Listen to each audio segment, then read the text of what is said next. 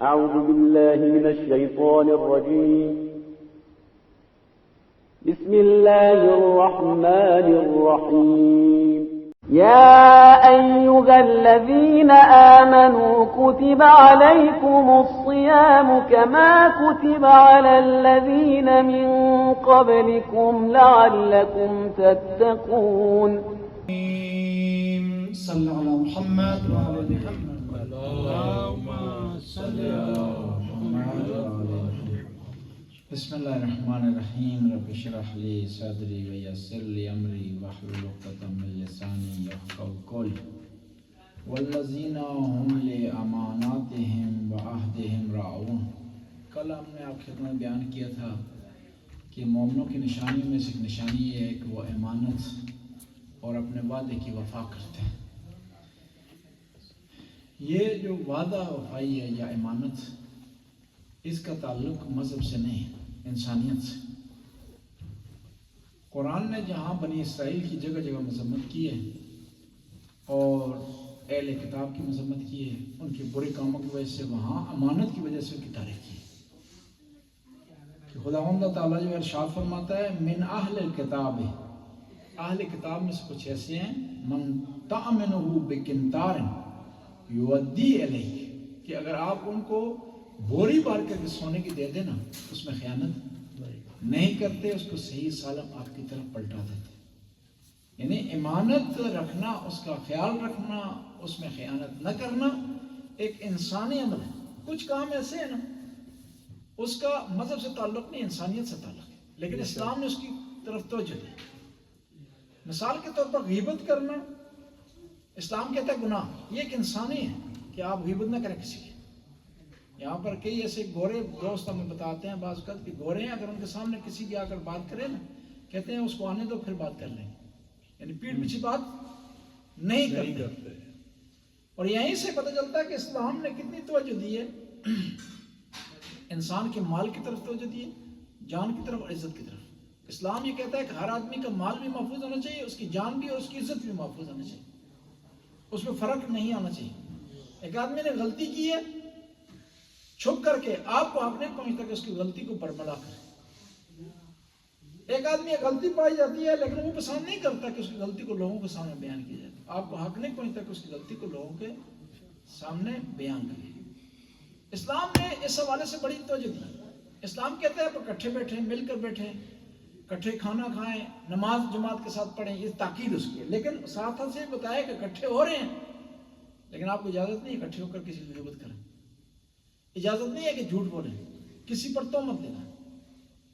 بس اسلام کچھ چیزوں کی طرف ترغیب دیتا ہے، تشویق کرتا ہے، شوق دلاتا ہے، لیکن ساتھ ساتھ اس کے سائیڈ ایفیکٹ کو بتاتا ہے، اس سے بھی اجتناب کیا جائے. بس امانت کا خیال رکھنا، اس کو محفوظ رکھنا یہ واجب ہے. پہلے اگر آپ امانت کسی کی سنبھال نہیں سکتے نا، اس کا خیال نہیں رکھنا،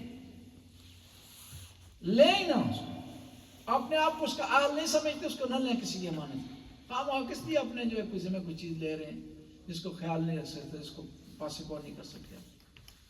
اگر سمجھ رہے ہیں، لے سکتے ہیں، اس کا خیال رکھ سکتے ہیں، تو پھر آپ کیا کریں، اس کو لیں، اس کا جو ہے وہ خیال کریں. دیکھیں نا، اللہ کے رسول میں ایک یہ کوالٹی تھی کہ پورے مکے والے ان کو کہتے تھے صادق و امین. امانتیں رکھتے تھے لوگوں کے اپنے پاس اور ان کا خیال رکھتے تھے. حالانکہ اسی مکے میں ابو سفیان تھا، یہ چودھری بڑا تھا، یہ بڑا، وہیں پر جو تھا ابو جہل تھا، بڑے بڑے لوگ مالدار وہاں موجود تھے. لوگ ان کے پاس امانتیں نہیں رکھتے تھے، محمد بن عبداللہ کے پاس امانتیں رکھتے. اور جب اللہ کے رسول ہجرت کی شب گئے تو امام علی کو بستر پر لٹانے کی دو وجہ تھی. ایک وجہ یہ تھی کہ امام علی ان کی سختی کو برداشت کر سکتے ہیں، اگر اٹیک ہوتا ہے تو جواب دے سکتے ہیں. دوسری وجہ ہے کہ پیغمبر سے شبیہ تھے، پہچان نہیں ہو سکتی تھی کہ پیغمبر لیٹے ہوئے یا امام علی لیٹے ہوئے.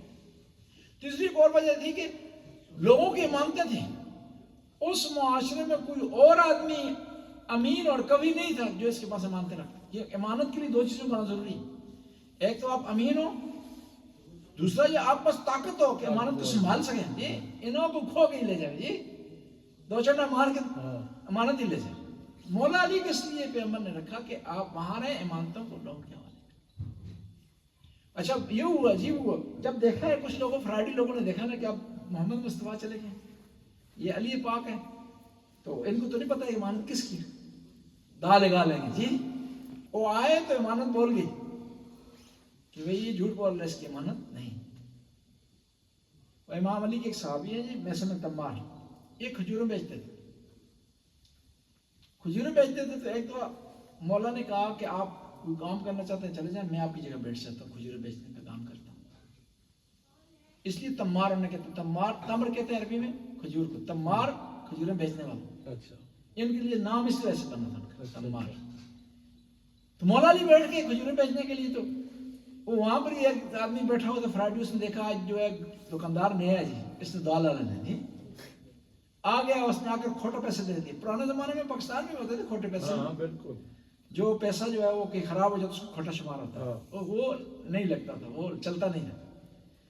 اس نے آ کر کھوٹا پیسہ مولا کے حوالے کیا اور کہا کھجوریں دے رہے ہیں۔ مولا نے کھجوریں سے اٹھا کر دی، تھوڑا سا آگے گیا تو کھجوریں نہیں تھی، وہ کیا تھی، وہ تمبوڑیاں تھیں جی، اس مکھی کو کیا کہتے ہیں، تمبوڑی کو اردو پتہ کیا کہتے ہیں جی، پونڈ، پونڈ جی، پونڈ تو بڑا ہوتا ہے نا، یہ چھوٹی سی تھی، پیلی سی ہوتی جو پونڈ کہتے ہیں اس کو، اس پونڈ کے کہتے ہیں، چلو وہ جو بھی ہوتا ہے وہ تھی اس میں، وہ واپس آیا دوڑتا ہوا، اس نے کہا کہ مولا سے کہ آپ نے میں نے پیسے دیے ہیں، آپ نے مجھے کھجوروں کے بجائے تو مڑیاں دے دی ہیں۔ تو امام نے فرمایا جیسے پیسے تو نے دیے تھے ایسے ہی مال تو مل گیا۔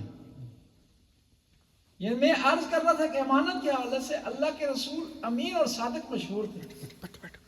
کیا ہوا کہ جب اعلان کیا نا نبوت کا اللہ کے رسول نے، کوئی ابو قبیس پر چلے گئے، ایک پہاڑ تھا نا اس کا نام، یہ ہو گیا ٹائم ہو گیا، اللہم صلی اللہ محمد و آل محمد، یا علیم یا علیم یا غفور یا رحیم۔